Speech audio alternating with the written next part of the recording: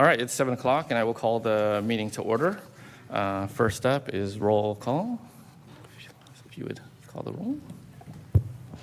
Councilmember Cloven, I'm here. Councilmember Tillman, Here. Councilmember Trupiana, I'm here. Vice Mayor Diaz, Yes. Mayor Juan. I am here, thank you. Next is the Pledge of Allegiance.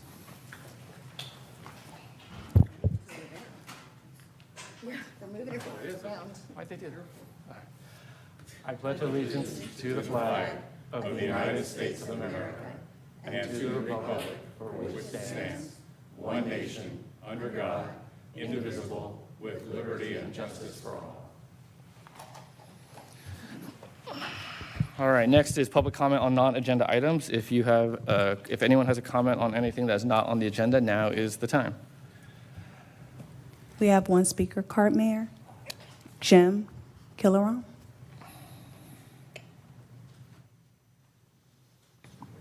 Good day, Council. I just want to continue to remind you that for the past 3 decades, our City Council has, our city has significantly underpaid our city employees, and that really has impacted the way we recruit and retain our very valuable resources. As I mentioned in the prior meeting, I continue to do the research. We're underpaying our police officers by 40%. So when you look at a city like San Jose, they're starting their police officer at $110,000. And within 5 years, those police officers are going to make $160,000. So we are really behind the times. But it's not only police officers that we're behind the times, it's also with all of our city employees. I know the mention has been that we can do this because we're a small city, but what we see happening in corporate America is that small companies are now competing with big companies for labor. So with government services, they are a niche service. And so not a lot of people are going into these services, such as police officers. So what I do ask is the council do consider, when they do the budget in January, to make sure you use competitive salaries for other cities. That's all I'm asking for, is that you do look at it so you have one scenario, and then you have our current scenario which you conflate. So one of the other things I want to mention there, why were we able to pay our employees significantly under? Because there was a surplus of government employees, and that's the key thing. But that surplus has dissipated, especially, again, in police services. So, again, I'm just reminding the council, I'll continue to remind, we need to step up our pay. Government services are a niche employment opportunity for folks, especially in police services, and you are competing with other departments. And keep in mind, the medium house, I think, sells in Clayton for $1 million. So that requires a lot of money to pay that monthly mortgage. So again, please support our police and all city employees. Thanks. Thank you. Are there any other speaker cards? There are no more speaker cards. Excellent. Is there anyone online? We have one hand raised on Zoom. CW, I'm promoting you to panelists. You have 3 minutes to address the council.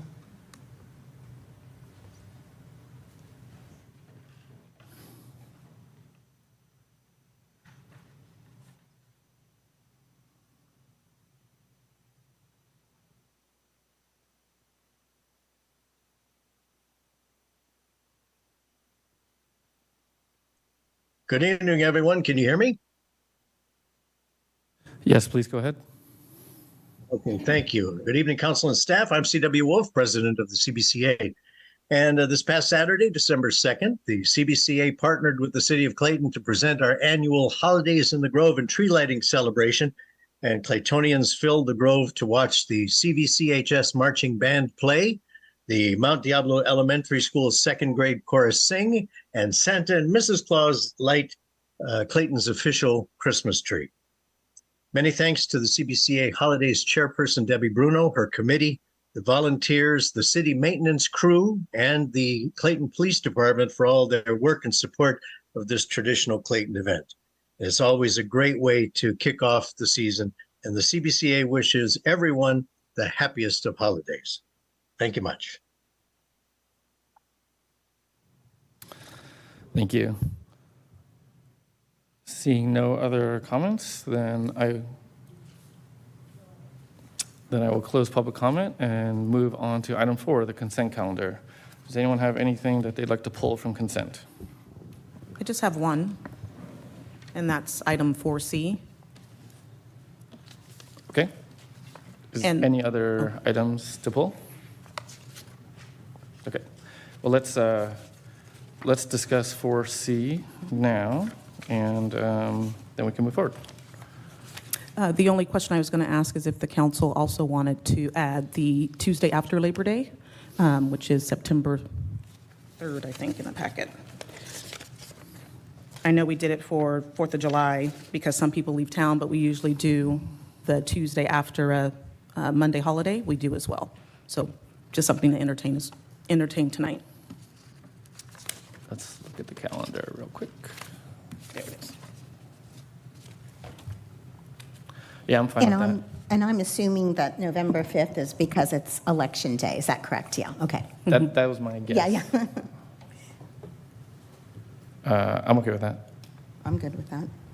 Okay. Do we need to make a Well- motion, or are we just good to do it? Well, let's take public comment first. Sure. Public comment on the consent calendar. If anyone has any comment on the consent calendar, now is the time. Anyone online? No one online. Seeing none, then I will close public comment. If we want to make a motion with the revision, I think that'll do it. So moved as approved or as revised. I'll second. All right. Would you please call the roll? Councilmember Cloven, Aye. Councilmember Tillman, Aye. Councilmember Trupiano, Aye. Vice Mayor Diaz, Yes. Mayor Juan. Aye. Okay, with that concludes item 4. Next is item 5, recognitions. This is informational only. Human Rights Day is December 10th, which is in a few days. And that is the recognitions we have. Next is reports from city manager. Our city manager is not present today, but filling in, we have our assistant to the city manager, Ms. Walker. Any report today? Yes, I do. Good evening, Mayor Juan and council members. I have 2 quick updates for tonight. The first is about Climatech. I know there's been some interest in that recently. We did do a quick video on REPT, and so it's available there as well. But just in short, we've been partnering with Climatech to bring greater energy efficiencies to the community and also to City Hall. So far, we've done street lighting, building lighting upgrades. Those are all complete. The equipment for HVAC upgrades is on order, as well as the equipment for installation of EV charging stations. So I know that's a really big interest in the community right now. So that's on the way. And big picture, Clayton City Hall is on its way to becoming a net zero energy facility. The other report I have is about the legislation from the state that's taking effect in January 2024, SB 1383, about organics or composting. This flyer is available over by the door. This information is also available on the website. There's been a lot of interest in learning more about this, so the information is there available on the website. One thing in particular that I wanted to point out is the number one question I keep getting is, what bags are they allowed to use in their little green pails that are going to be on their kitchen counter? So it is listed on this flyer here. It needs to say compostable BPI. It's a very specific material that allows it to be compostable. And that is all I have for the updates, city manager updates. Thank you. That concludes item 6. Next, item 7, public hearings, we have none. And next is item 8, action items.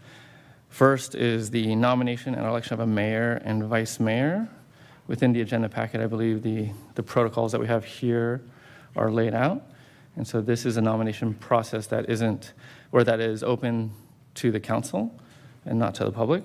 And I would kick us off and nominate Vice Mayor Diaz for mayor.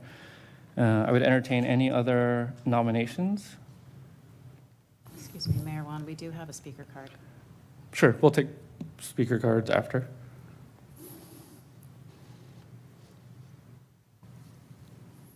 I would second that. All right. Vice Mayor Diaz as mayor. Okay. If there's no other nominations, then the next step in this process is to vote among ourselves. And then after we do that, we can take public comment. No, you'll need to take public comment before Before you the vote. vote. Yes. All right. Because you'll be taking action, so you'll need to take, and if you're going to split the actions, then you'll want to take public On comment both? on both. So you could either, take public comment just right now on mayor and then take public comment later on vice mayor. Okay. Sounds good to me. Let's take public comment then. If there's any public comment, now is the time. One speaker card, Lisa.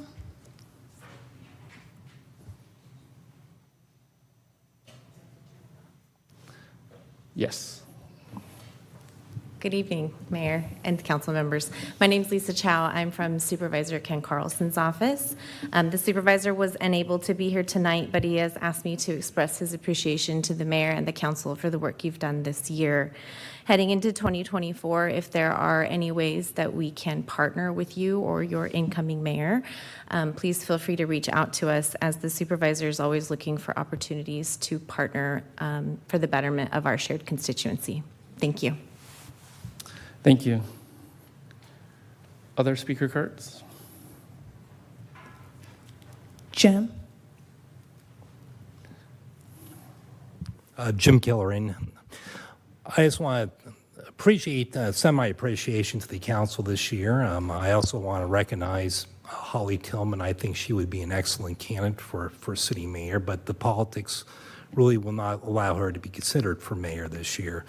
I am a fan of Kim Cipriano. I've mentioned that on Nextdoor, and I do think she should be considered. I know the protocol is for the vice mayor to become the mayor, but again, I do want to send my appreciation to our two women on our council, both Holly and to Kim Cipriano. And again, I would strongly ask that you reconsider and do nominate Kim Cipriano for mayor.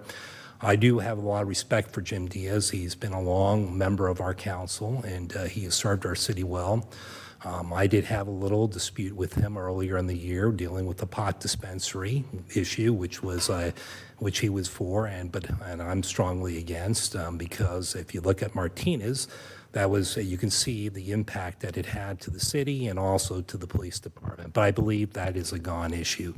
I do have, let me just say too, I do appreciate Jim Diaz and what he mentioned in the strategic session this year, which was that he would consider and promote a tax to support our police services. So that to me is a good, favorable thing. And so I hope he does carry that through for his message in 2024. I think that would be a great platform to go on to support not only the police, but also all city employees, because I think we do need the revenues.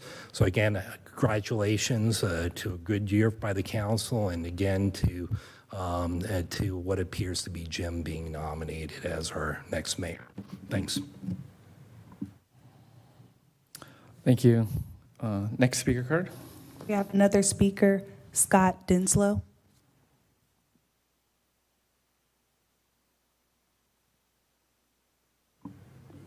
Hi, guys. Thank you in advance for your time. Mala, really appreciate the opportunity for public comments at this time. I think it's important. It's also, just kind of rule of thumb when it comes to action items. So thank you, Mala. I appreciate that. Looks like we're going to be having Jim as our mayor. So congratulations in advance, Jim. It's not something I'm obviously for, but it is seemingly what we do here. Jeff, hope your family had a great Thanksgiving, but it'll be nice in my world to not see you as mayor. Holly, really appreciate everything you do. You were bypassed as mayor last time. Very unfortunate. You do a wonderful job for the city. Really appreciate everything that you do. And to echo what Jim Killerin said, we have two wonderful women on the council. And he kind of stole my idea a little bit, Kim. I would also like to nominate you. I know it probably won't happen due to protocol, but you also serve this community well. I see you at public events all the time. We get along well. You get along well with people who don't agree with you. Not just me, but with others. That's an important thing when it comes to doing the right thing in Clayton, bringing the community together. So it saddens me if we're going to have Jim as mayor, because I haven't seen a lot of that from you. But with Kim, with Holly, with Peter, I've seen a lot of that. I appreciate everything that you guys do. Thank you.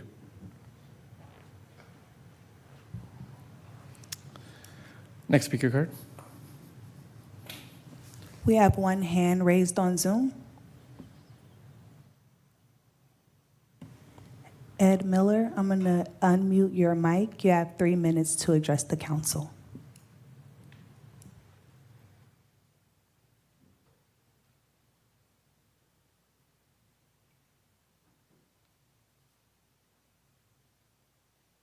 All right, can you hear can you hear me?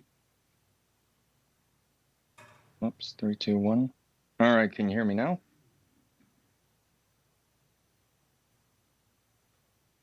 I cannot hear you.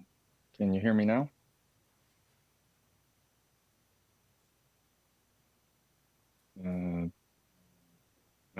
All right, well, I'm gonna assume that you can hear me and speak. The council has 2 women serving, and the 2 women serving on the council currently, neither of them has been mayor before. Yet I see that we're going to nominate one of the men, the one who's served the most times as mayor. Oh, can you hear me now? All right. Yes, we can hear you. Were you hearing me in the last minute or so? Yes.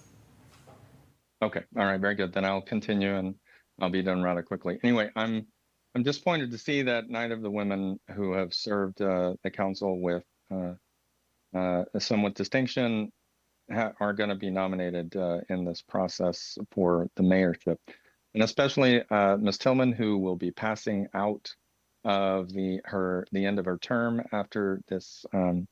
Well, I'm saying this is the end of her first term in this coming year. So she will have been passed over in the same way that another side had criticized Mayor Wan for having been passed over. And in that time, there was a lot of noise about this is a racial decision. We could have had the first Asian American mayor. And I will be very curious to see how that same crowd handles not rationalizing that this is passing over a woman, passing over the first Black mayor. I mean, I think there'll be some powerful rationalization that we see come in. But anyway, Holly, you've served the council with distinction, being nominated, to serve in the League of Cities on a state level. I really think you would have been the best representative of this council externally and beyond. And well, we'll just have to get you in the mayorship next term. Thank you. That concludes my remarks.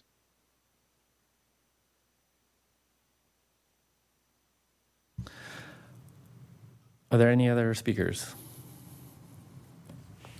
We have another speaker card. Terry Denslow.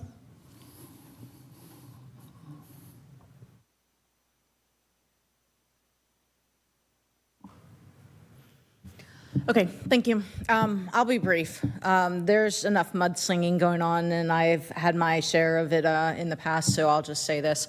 I hope whoever you guys consider approving for mayor, since the mayor role in Clayton sets the agenda, and all throughout the last year, we've gotten information about consultant reports saying the staff is underpaid, issues that we need to make structurally, budget issues, and of the like, not getting agendaized. I think every meeting at the end of the meeting, it's tucked away at the end and people have already logged off. Councilmember Tillman has asked for an investigation as far as whether there's a hostile work environment existing with the staff.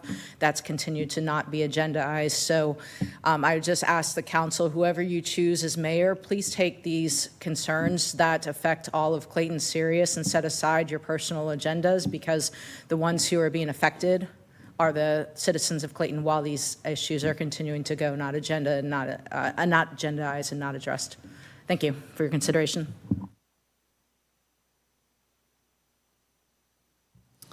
Do we have any other speakers? I don't see any more speakers.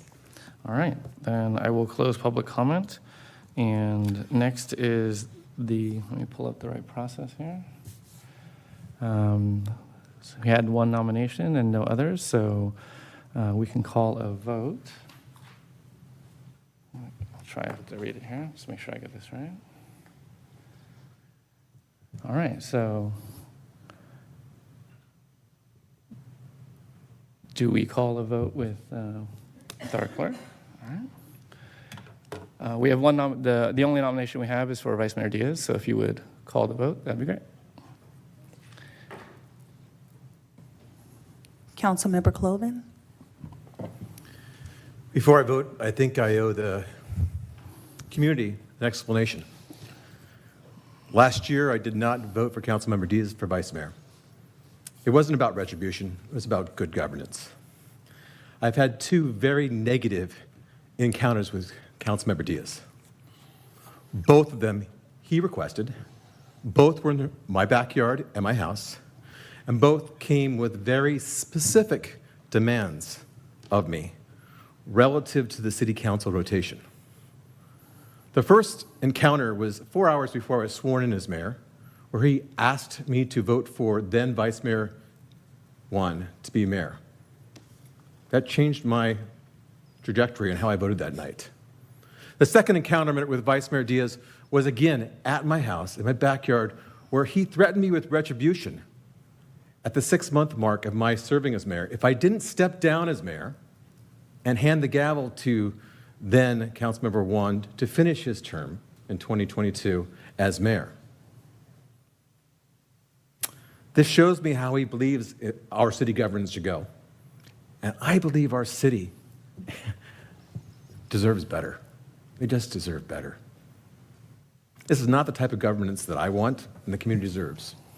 And because of these actions, I cannot, with good conscience, vote for Councilmember Diaz in any position as mayor or vice mayor, and my vote is no.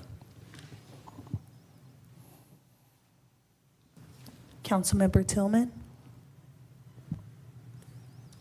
I need to hold a beat. Well, that was news. And disheartening to hear. So I'm going to abstain for now. I was going to say yes, but I'm going to abstain for now. Councilmember Tripiano? Yes. Vice Mayor Diaz? Yes. Mayor Juan? Aye.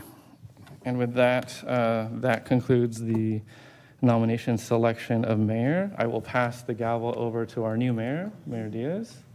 That's the only time I've done that all year, so. Thank you so much. And you will conduct the remainder of the meeting. And I want to thank you, Mayor Juan, for your leadership over the past year. It took us a while to get you into the position, but we did it. And we want to thank the support for the people that helped do that. You have made two major contributions that people need to remember. He has really addressed the financial situation within the city, and I think we're on a path to rectify some of the shortfalls. Secondly, he has created a couple of committees that are going to oversee some of the functions within the community, and it's going to present a very positive basis to that. And I want to thank you for that and recognize you for that. Okay, with that, we move on to the second item, and that is the election of the vice mayor. And at this time, I will nominate Councilmember Kim Tripiano for vice mayor. Are there any other nominations? And I gather, based upon legal counsel recommendation, we go to public comment at this time. Open up public comment.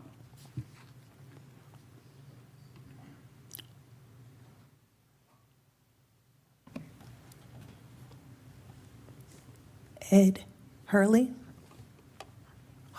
excuse me. Ed Hartley, 972 Kenston Drive. I think Holly Tillman should be vice mayor. I think that there needs to be I think our vice mayor is someone who needs to maintain focus on what needs to happen in this city. And that starts with our agenda.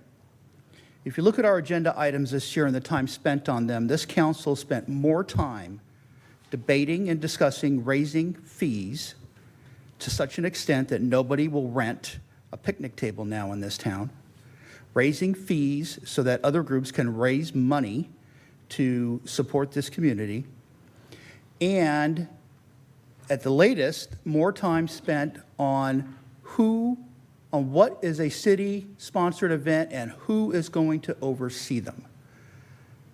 The council's not elected to worry about that. It's elected to carry out policy and make votes. In comparison, we have serious structural budget issues where little heed has been paid that for the next 5 years, it's estimated, will be in six-figure deficits. We have serious revenue issues that are not being addressed, and we have serious issues with staff shortage and maintenance shortages and public safety. And little time has been spent on those. I would like to see Holly as vice mayor. She has the experience, certainly the dedication to do this and to hold this council accountable. If it turns out that she's not vice mayor and Councilmember Trupiano is, then I would hope that you would do the same, because the city deserves more, I believe, than it's gotten this last year. Thank you.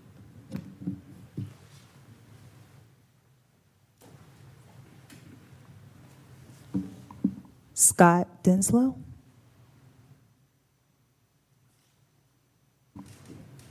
I know you guys probably get sick of me saying it, but it really is about doing the right thing. It says it right there in front of you, Jeff. It says it on the entryway to town. We haven't done the right thing on occasion. When Holly was bypassed, when you were bypassed, both of those were wrong. So I want you to know that, Jeff. I would also like to show my support for Holly for mayor. And like I said, I wish Kim could have been mayor. That's another maybe mistake we made. I'd love to see an all-woman crew in Clayton. That would I could roll with that. So maybe in time this is going to happen. Holly, you'll be around for a long time. Kim, you'll probably be around for a long time too. So maybe one day. Let's do the right thing, guys.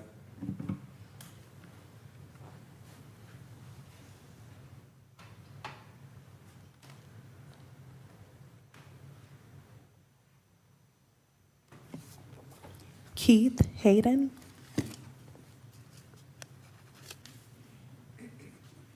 Good evening, Council. Thank you for opening up for public discussion the nomination process, and in this case, it's for the vice mayor. In the past, the Council typically looks at the candidates for vice mayor and looks at the experience that they have and what they would bring to that position, and in particular to fill in for the mayor in case the mayor was absent for a meeting or can be delegated to represent the city.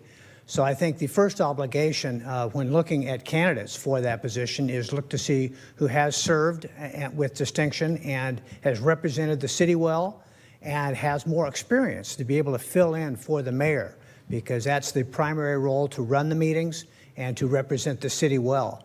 Holly Tillman has done that. She's been on the council now for 3 years, and I think she has the experience, and she certainly has represented the city well. Kim has represented the city as well, but she's relatively new to the council, and I think she will work into that position. But I think when you look at the experience level, I think Holly is the obvious candidate that would be able to fill in that role that's very important for our representation. And Holly has already done that in other boards externally, which is the other role that the vice mayor will be expected to fill in for. So I think that primary responsibility of the council is to look for the best person and to follow up on taking up that opportunity to point that direction for the next year. And then the vice mayor, I think, would also be expected to follow through on any issues raised by other council members, which we would like to see in the future when they do raise issues to be discussed at a later date that those issues be addressed. So thank you.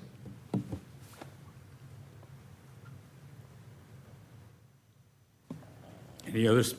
There are no more speaker cards and no hands raised on Zoom. Okay, thank you very much. With that, I'd like to add- Wait a minute, we got another latecomer here.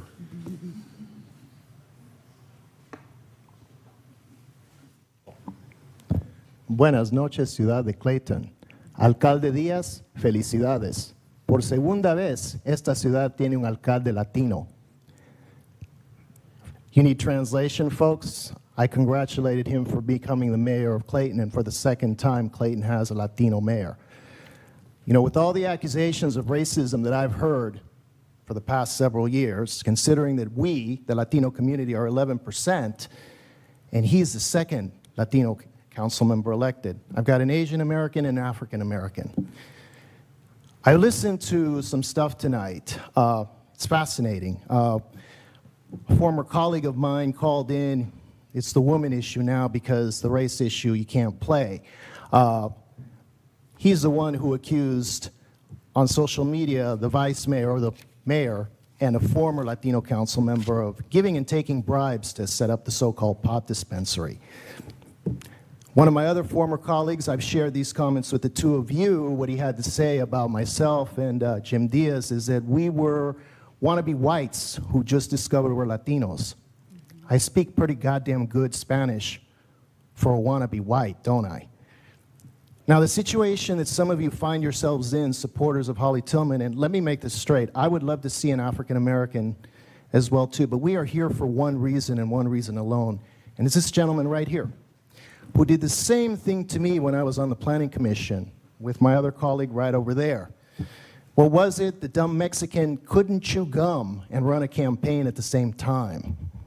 You didn't quite say it like that, but that's what you meant. I couldn't run my campaign and be the vice chair of the Planning Commission.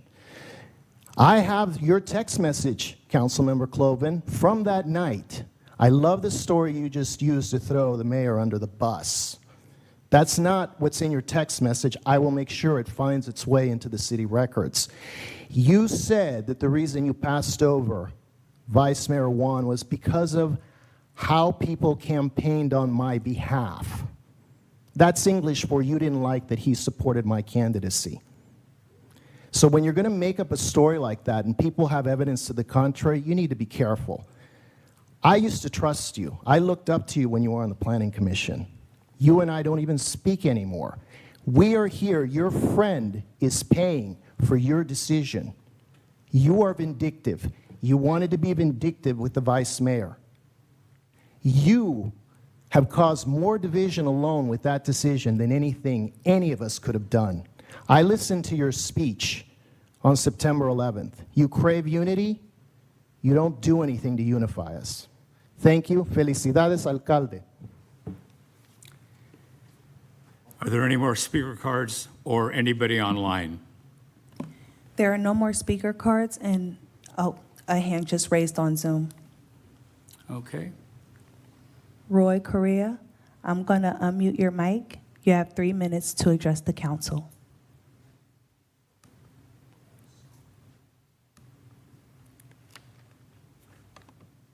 Can you hear me? Yes, we Yes. can. Go ahead, Rory. Okay, thank you. Yeah, a couple of things. One is I'm going to thank you, Mayor Juan. This past year, you've done an excellent job despite all of the vitriol that has been aimed at you. The bottom line is results and deliverables.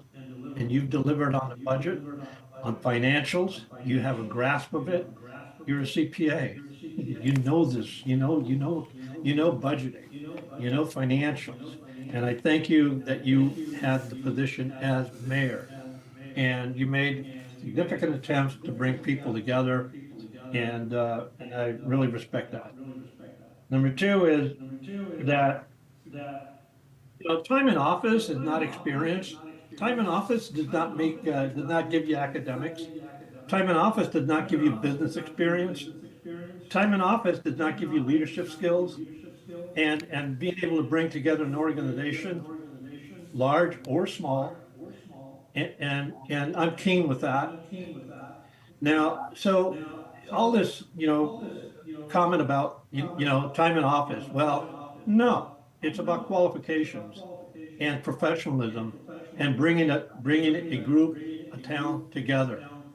And I will just say that I have nothing personal against, anyone, but if I look at it clinically and the kinds of behavior that was displayed, and I'll be just straight out by Ms. Tillman, Mr. Cloven, and there was such vitriol, and all you got to do is look at the tape, look at the videos, and you'll see it.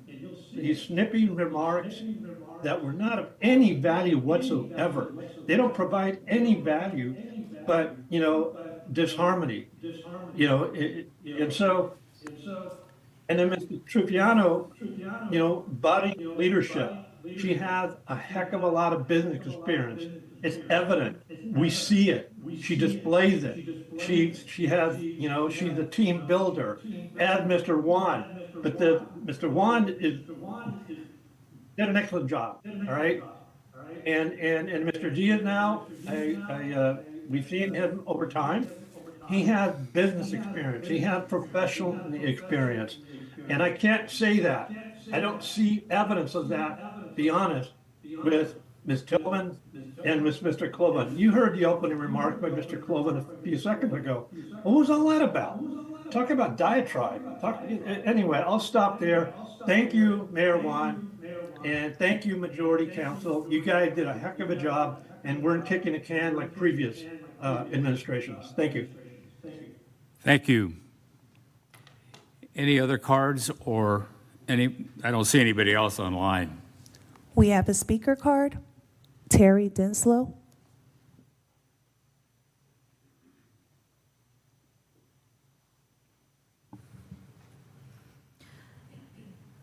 So we could go back and forth all night about who started what. Did this start in 2018 with the vitriol then? Did it start with the wolf pack? Did it start with the wannabes? My ask of you is just knock it the freak off already. It's the Clayton residents that are hurting here. So I don't care anymore. What did you did in the past, any of you? Just whoever's going to be mayor, whoever's going to be vice mayor, please start considering what's best for Clayton. Agendaize the things that need to be agendized. Focus on the budget, focus on the staff, focus on the real issues, and not playing all of these games. This is just hurting Clayton. So that's my ask. Whoever ends up in whatever position, just start doing the right thing, guys. Thanks. Thank you. Any additional speakers? There are no more speaker cards and no more hands raised on Zoom. Okay, thank you very much. Then we will close public comment on this item for the election of the vice mayor. And I ask the city clerk or acting city clerk to call the roll.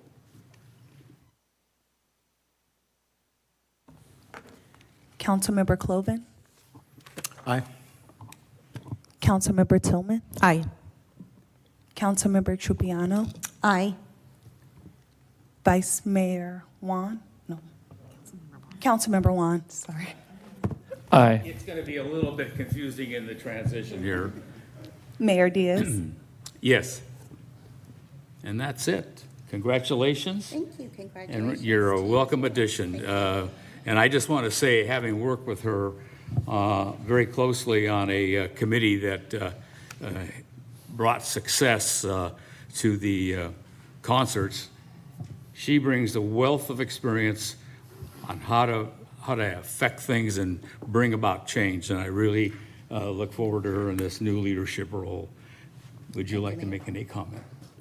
No, I'm just very excited, and I like to think that I am a uniter and not a divider. I'm a very nice person that likes to look across the aisle and reach across the aisle and make sure that we're doing, as a council and myself, what's best for the community and for the city. And I think I do have a good rapport with many people in the community, and I hope to improve on that. So I'm really looking forward to learning from one of the masters here. Thank you.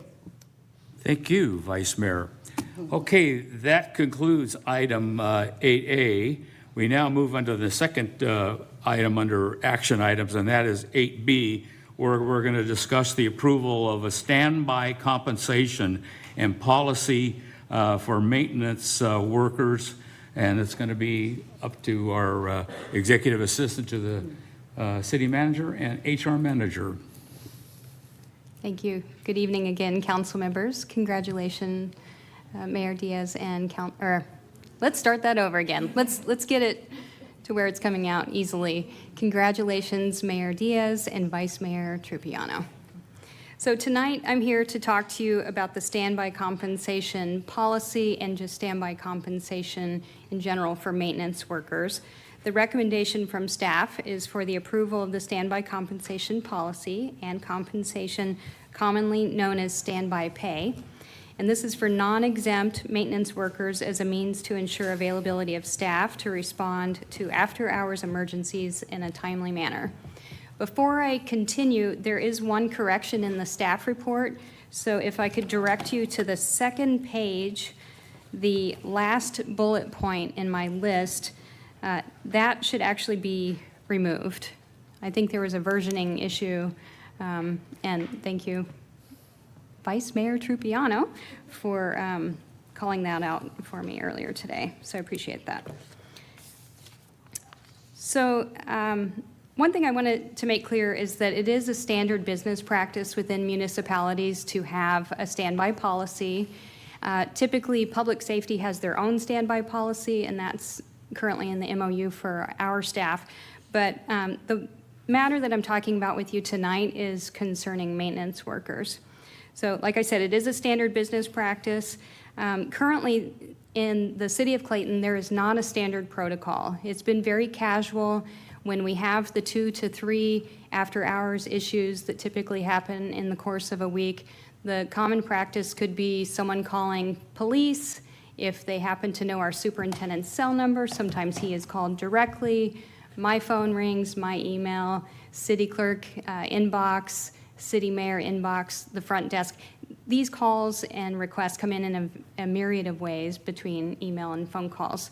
So one thing we really want to do is make sure that we're streamlining that. And we already have, with your approval, the 311 Granicus program that is going to allow for there to be a centralized point for this information, for these service requests to come in. This piece works in conjunction with that. And the idea is that each person on the maintenance crew already has their assigned city cell phone. When they are the person who is assigned to be on standby for that week, then they would be the one directly monitoring that app and responding in a timely manner to those service requests. The expectation is that they would be accountable, that they're ready to respond, they're anticipating being available. Currently, when we have an issue come up, everything going either directly to the superintendent or then rerouted to the superintendent, it creates a little bit of phone tag going back and forth. So we're trying to eliminate that and make sure that we're really having a responsible service delivery response. Let's see here. And of course, that can result in slower response times. Yeah, that's pretty much the crux of it. I'm happy to take any questions. Okay, thank you very much. Any comments from the city council? So just to be clear, right now, if there were emergency or maintenance that were done after hours, our staff would be responding to that and not being paid for it at this time. Is that kind of the way it is, or No, how's it look? Yeah, no, they are paid overtime. What has typically happened is either the superintendent is responding directly, or if he's out of the area, he's calling around to various maintenance workers to see who is available to respond. It's just not a very clear protocol. Thank you. But they do get paid overtime if it's beyond their regular 40-hour work week. Go ahead. Okay. In the policy, does it Is it contemplated that there'll be a rotation, or is it at the discretion of the maintenance superintendent? No, it would be a scheduled rotation that the superintendent would design and work directly with the staff, because there will be times when he will need to account for vacations, time off, that sort of thing. And then I think also seen the policy, there's a requirement that a person is available within 45 minutes? That's correct. Do we have any of our maintenance staff that live beyond the 45-minute We do not. radius? We do not. I did speak with staff before even bringing this item forward, because I didn't want to do something in a vacuum and something that they would not be in agreement with. And they were all very eager to have clarity about when they would be called, when they would be expected to come in. And of course, appropriately so, they should be compensated if they are going to keep themselves local and respond within a given period of time. Okay, last question. Can you kind of describe how it works now? And let's use like a sprinkler break at like 10 p.m. as an example. How would that proceed in the status quo? So currently, the service request could come in a myriad of ways. I'm going for a walk, I see a sprinkler, I call the city, hey, there's a... You're Actually, I'm asking- not calling anybody. I'm probably calling the police. Yeah. Right? Right, yeah. So sometimes does come through dispatch. Okay. And then typically whomever is on dispatch, working dispatch, will contact the superintendent. And if the superintendent is not in the area on vacation or something like that, then that individual is then calling around to find a maintenance worker on staff to go out and respond to that. So if it's a sprinkler break and we do the normal, what we're doing now, status quo, are the police then, well, our police chief is here, but are the police then also participating in the whatever is needed at the time based on the circumstance? Like if it's a sprinkler break and it's Yeah. 45 minutes, it's kind of a longish time. Like how does that normally Well, happen right now? 45 minutes would be the max. The max. Period of time. A lot of the workers are within 15 minutes. So, I would say this really depends on the severity of an issue. There are times when police and maintenance need to work together. If there's a major water break, if there's a collision, major tree limb, anything that would require directing traffic, they work in collaboration with one another. Okay, no, that's great. Yeah, and I just asked because I look at, some of the, later in the agenda, we're talking about the police, and then also, like, they're essentially not all the time. There's the potential that they are also working the same incidents, but it's only Right. when they're on duty, I guess? Is that how it? Yeah, so the police are on duty, but what I will say with the 311 Granicus app, what will be great is that staff on the police force will be able to then push that notification. If they received a telephone call, they can either direct the person making the service request how to do it through 311, but in all likelihood, just for the interest of time, they would probably put the request in directly into the app. So any staff person can also put a request in on behalf of a citizen, and then the person who is on call would then be responding. That way we're not, also unnecessarily using police effort. Thank you. Any other questions? Go ahead. Oh, I just wanted to say thank you again, Amy. I'm sorry that Brett is out sick today, but we actually had a lovely meeting today. And a few other things I just wanted to point out, because I had a lot of questions around this. One is that, as you said, the staff is very excited because it'll give them an opportunity to improve their skills. That's correct, yes. And, go ahead. Well, yeah, I'm glad you mentioned that. One of the big picture decisions in turning these, let's see, what was it called before? Maintenance supervisor into a superintendent is also then to go back and work with the staff, the maintenance workers, and making sure that they are getting adequate training to be able to respond to a myriad of issues. I mean, historically, we've had one person responding to all kinds of issues. This will give an opportunity to really cultivate our staff in developing their skill set. Right. And the other question that I asked is why now instead of when we launch the 311 system?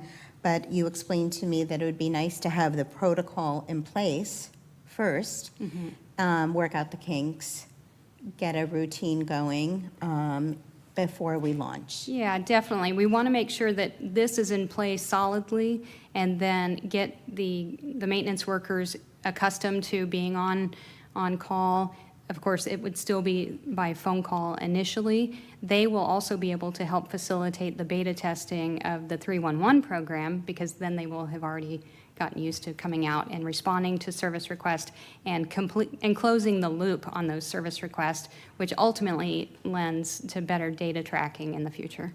Okay. And then the very last thing, and I asked some of the same questions too, how close do folks live? And but that we are anecdotally tracking about 2 or 3 after hours. Yes, a week. after hours per A week. Mhm. And more during severe weather. So, Correct. Yeah. Okay, I think those were all of my questions. Yeah, and then we talked about overtime, not comp time. Yeah. Correct. That's it. Thank you. Go ahead. Thank you. I have a hypothetical. So once this is in place, and I know that it was Superintendent Warburton, who usually was the one who was responding, hypothetically, concert in the Grove, it's hot, it's in the summer, and there's some issue with the bathroom overflowing, et cetera, and he is not the person that's on call. What kind of compensation is he going to get? Because what I can envision is people are used to going to him, they see him out at the concert because he does go there at times, and they go tap him to come and fix something. If he isn't the person on call, how are we not paying for 2 people to fix something, I guess is my question. Well, he would redirect that call to a staff person. If an issue was of a significant scale, in all likelihood, he would also be coming in along with the maintenance worker to make sure to remedy the issue. The idea is that we want him to really be serving more in a supervisor and advisory capacity, which will also facilitate the ongoing training with the staff. But I still expect him I still anticipate that he's going to be responding either in place of or with maintenance workers, depending on the rotation. I guess what I'm saying is, I think the point was to make sure that he wasn't the one who was responding to all of these calls and allow him to have time off so that he can enjoy himself. And so if he is off that particular day and he's not on call, I would like to figure out some way to avoid him being pegged as a person in the public who is tagged to do that. Yeah. And be empowered to say no if it's not that urgent where somebody thinks that it is. But once we're done with our beta testing, we're going to launch a campaign to make that protocol good. clear. Yeah, I probably should have said that earlier. Okay, good. But yeah, we want to make sure that we get him out of the business of answering his phone when he's on vacation out of state. Or sitting in the park, enjoying himself, trying to listen to the music on a Saturday night. Which did occur this last summer, that's correct. Precisely. Okay, good. Thank you. Yeah. I had one other question, if you don't mind. So this wasn't anticipated in our budget. Is that correct for FY? That's correct. 24? Okay. So then how does that impact our overall budget picture? I know the fiscal impact here is about 12.3 for the remainder of the year. Are there other savings that are going to be consumed as a result of this? Or how are we appropriating the funds to do that? So this would still come out of this would be an additional amount coming out of the general fund, this 12,320. No, I understand that. So are we making any other change, or is this just a straight? No, it would be an addition. I mean, the idea is that we're providing value so that we're having an accountable, timely response for these service calls. I mean, I receive a lot of complaints personally from the public about the delay in response times, especially with the parks. And a lot of that, I think, is attributed to the fact that we're doing this phone round robin, trying to get someone out to the park. So yes, it is an additional expense that would need to be absorbed by the general fund. And I guess, I understand that, and that's fine. I guess my question is, are there any other savings that we are going to consume in other areas to offset this additional appropriation? Not that I've anticipated. Okay.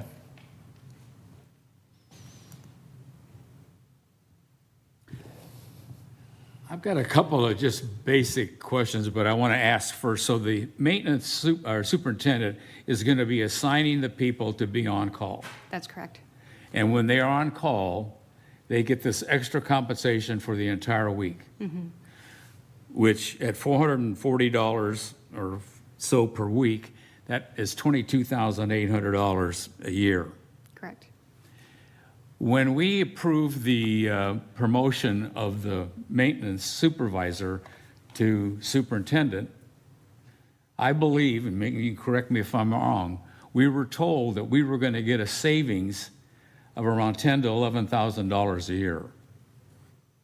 You are, in the sense that you are now having him serve in the capacity of managing and executing contracts, being able to provide more of a proactive response instead of a reactive response, being able to train up his staff so that we've got qualified people to be able to respond to a myriad of issues. He no longer is eligible for overtime.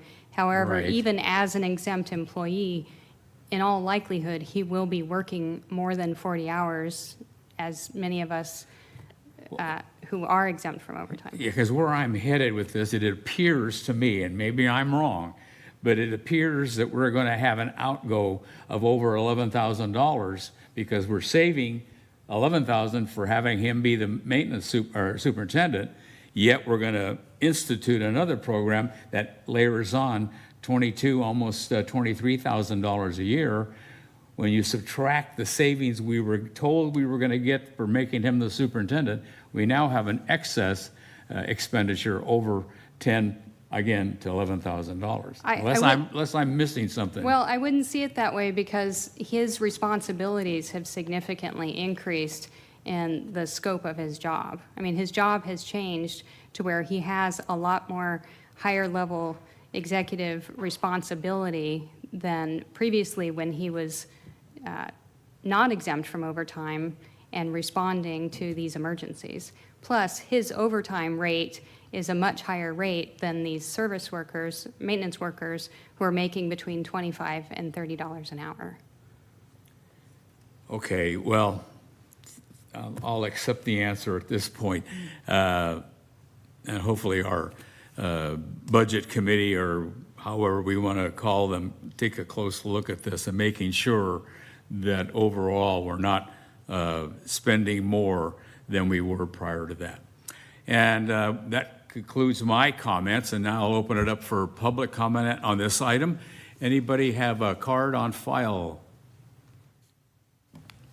There are no speaker cards. Okay. Anybody online? There are no hands raised on Zoom. Okay. And with that, I will close the public comment portion of this item and bring it back to the City Council for final discussion and recommendations. Anybody up? None down there? None here? Yeah, I would just say, I think it's probably good practice to have a set protocol that we can go to. And if we're going to expect people to be available, then we should compensate them for that. That seems pretty fair. At the same time, I'm acutely aware of the cost of doing that. And so as we address our future year budget, I think there will have to be commensurate reductions in other areas to make up for this type of spend. We don't necessarily need to make that decision now, but by doing this, it necessitates that decision going forward. So that's my only comment. Any other comments? No, I concur. I think it's important to have a policy in place, and I think it's a great training opportunity for the maintenance staff, a learning opportunity, and if it gives our superintendent an opportunity to fly at a higher level. And I am looking forward to the 311 being, do we know when we're launching that? Are we months away or Yeah, we're just a few months away. We're in the middle of the project right now. So it'll be interesting to see how those two things work together, but I'm definitely for it. Okay, with no other comments, I'll entertain a motion. I'd move approval. Been I'll moved second. by Councilmember Juan and seconded by Councilmember Tillman. Would you please take the roll? Councilmember Cloven? Aye. Councilmember Tillman? Aye. Councilmember Juan? Aye. Vice Mayor Trupiano? Aye. Mayor Diaz? Yes, thank you. And that concludes action item number 8B. We now move on to item 9, which is council items for future meetings and on the agenda. Anybody have anything? Yeah, of course, go ahead. I just want to reiterate my same request for us to have an agenda item to discuss council behavior and allowing the city attorney to do an investigation on that. And then I also wanted to add a future agenda item for our next meeting, which is for us to do the rotation for the GAD board. We usually do that tonight, and we didn't have it on there tonight. So if we can put that on the December 19th agenda, that'd be great. Thank you. Anyone else have item for a future agenda? I have one. I've been asked, I sit on the board of the, as your representative to the County Connection, and they have advisory committee, and we have an opening for that. And I believe the city manager may have received the job rec and description. So we need to talk about that in the future and solicit somebody to be nominated and appointed as a member of the advisory committee from Clayton to the County Connection. All right. Nothing else. I'm going to close item 9 and move on to council member reports. And these are, again, reports from council members' activities throughout the community and on different topics. So let me ask Councilmember Cloven for his report. Just want to thank the CBCA for putting on the Christmas pageant, Christmas tree lighting ceremony. It was straight out of Norman Rockwell's paintings. I felt Clayton come together that night, and it was just joy seeing the kids and people we haven't seen in a long time. So it was just a wonderful experience. Spent quite a bit of time working with Clayton Pride, getting the financial agreements set up. We now have a fiscal sponsor temporarily, or with the Clayton Valley Presbyterian Church. So we have a 501c3 Clayton entity that is sponsoring Clayton Pride, and we're looking forward to our date on June 2nd for holding that parade. It's going to be exciting. I think that's going to end my report for now. Thank you. Councilmember Tillman. Thank you. Mine is very brief. I attended the same things that Councilmember Cloven did. So the tree lighting ceremony. Prior to that, just before I attended the AAUW holiday party from one of our members right up the street from the Grove Park, which was beautiful to start off the season that way. And I did phone banking with the Mount Diablo Education Foundation to try to help raise funds for the community gardens at our local Mount Diablo high schools, or all of the schools actually. There are 14 gardens now in our school district. So we are raising $12,000, and we actually made 13 thanks to some of the youth helping with the phone banking, the high school students did. I also had meetings with Brett, a couple of those, and then that was it since I was sick part of last week. Quiet week. Thank you. Thank you. Councilmember Juan. A lot of conversation with folks around town, but at the same time, I was also traveling for a bit. That's why I did miss our last meeting. Looks like you guys got on just fine without me. I did have the pleasure of attending the Contra Costa County Sheriff's holiday dinner. Was it a dinner? Holiday dinner earlier last week. It was a great event that celebrates and supports law enforcement and public safety in the community. So that was excellent. That's my report. Thank you. Vice Mayor Trupriano. Councilmember Juan and I had a terrific meeting with the folks from Climatech and Amy and Brett on November 27th. And our executive assistant, Amy, gave a great report on that. But this project is really state-of-the-art for Clayton, and we're looking forward to that press release coming out soon to really lay out the details. Our next meeting will be end of January, so keep an eye out for that. And I thought the holiday tree lighting ceremony, my girlfriend came running up to me in the park and she said, I feel like I'm in a Hallmark postcard or a Hallmark movie. It really was magical. It was beautiful. And I think the CBCA, I think everybody on the city staff who worked so hard including our superintendent and Debbie Bruno. I mean, my hat goes off to her. She does an amazing job every year. And I just want to mention two other community things coming up. The menorah lighting, again, will be December 7th through December 14th at 5 p.m. And that's in the downtown area where the corral is. So if you're interested in joining folks from the community down there, that'll be 5 p.m. from the 7th to the 14th. And the Clayton Historical Society is having their holiday house tour this Sunday.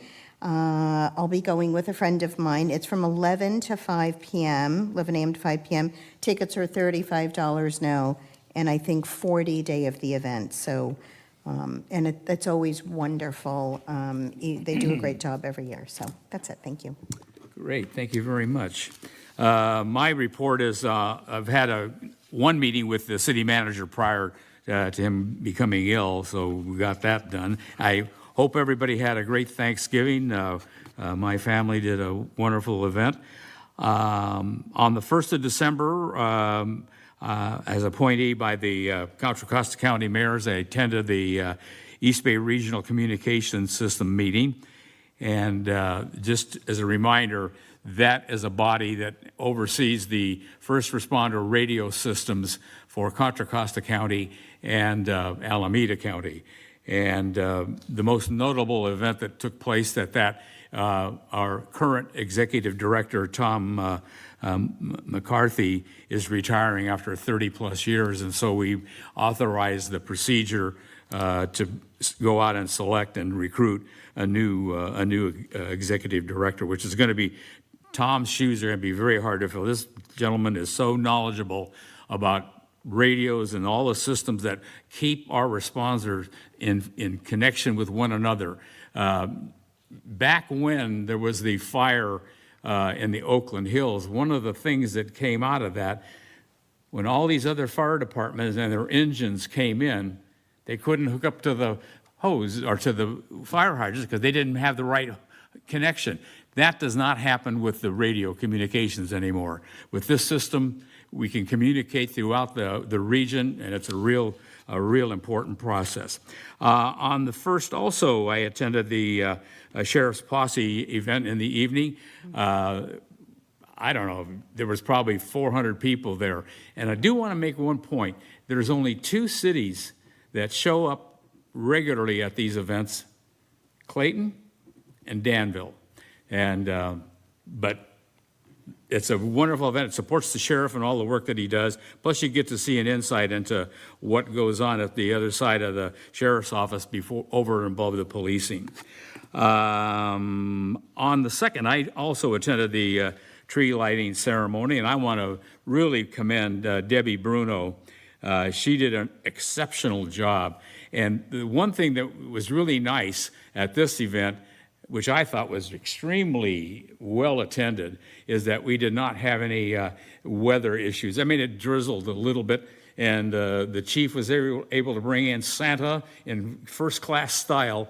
And the one thing all the kids that were standing behind the gazebo were putting their hands over there because that siren is mighty loud when he's bringing Santa in. So great event. Debbie Bruno and her team and working with the city and the police department did an excellent job. AJ Chippereau did another great job as well in handling all of the things that logistically need to get done. Finally, yesterday I had a meeting with the chief of police, and that concludes my report for this city council meeting.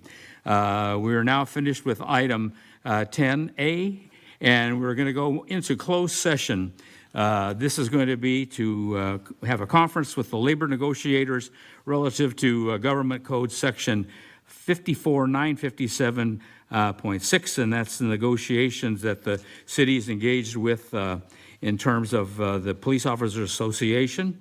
And we'll also be talking about the labor negotiations, personnel that are a part of that and that are designated representative is the city manager, and Amy, our executive assistant and HR manager. So we will go into closed session. That concludes this portion of the meeting. We will re-adjourn at the end of the closed session and bring you all, huh? Anyway. Public comment. Oh, Yeah. public comment on the closed session? Prior to going. Okay. going in. Okay, I'm sorry. Anybody, do we have anybody open for public comment? And do you have any cards or anybody online to address the council? We have no speaker cards and no hands raised on Zoom. All right. So that's it. One hand just raised on Zoom. Oh, wait a minute, somebody has raised their hand. Yes. Gautam Jasi, I'm going to unmute your mic. You have 3 minutes to address the council.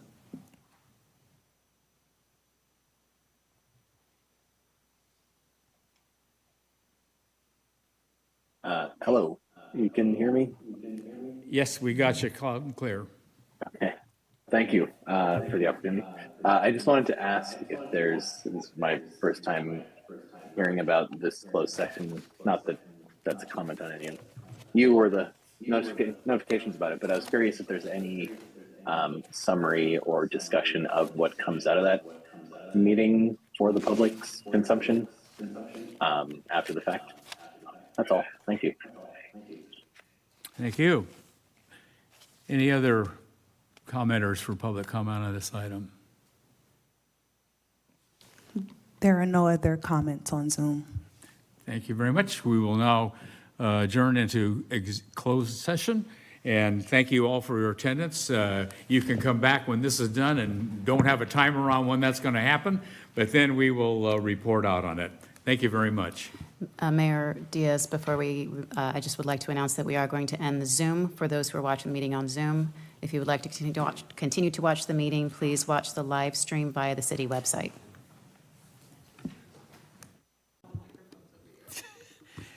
And we'll call the meeting back out of closed session at 9:17, and we have no reportable actions.